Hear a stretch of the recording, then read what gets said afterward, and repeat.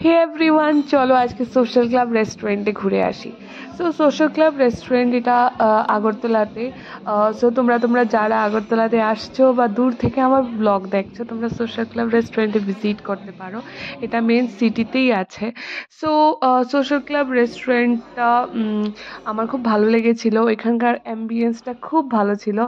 Live music and the food and dim light, everything is so good. I really liked it. But ফুডের মধ্যে আমরা order করেছিলাম chicken 65, coke, butter chicken, steam rice, egg chowmein. So আমি যেটা বলতে চাইছি যে চিকেন 65টা আই থিঙ্ক আমার কাছে একটু শক্ত লেগেছিল, অ্যান্ড এগ চাউমিনটা খুব ভালো ছিল।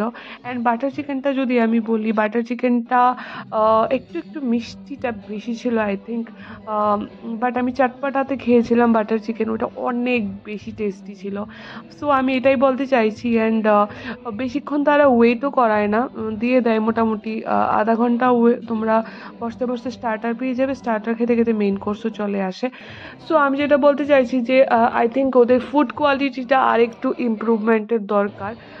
Compare to other restaurants food কোয়ালিটিটা আরেকটু বেটার হতে পারে। অ্যান্ড বাট অ্যাম্বিয়েন্সের মধ্যে কোনো কথাই হবে না। লাইভ মিউজিক চলছিল, ডিম লাইট ছিল, মানে অ্যাম্বিয়েন্সটা খুব ভালো ছিল। অ্যান্ড তোমরা যারাই যাবে অ্যাম্বিয়েন্সে তোমরা 10-এ 10 দেবে। বাট ফুডের মধ্যে আমি 10-এ 7 দেব।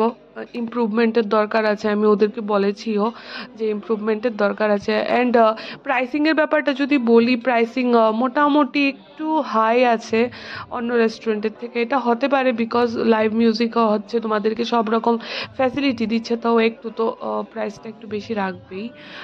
সো এটা ঠিক আছে, এটা manageable. But I think food আর একটু টেস্টি হতে পারতো। বাট আমরা খুব এনজয় করেছি বিকজ লাইভ মিউজিক ছিল। মিউজিকটা খুব বেস্ট পার্ট ছিল এই রেস্টুরেন্টে। So I enjoyed it fully. So please, if you like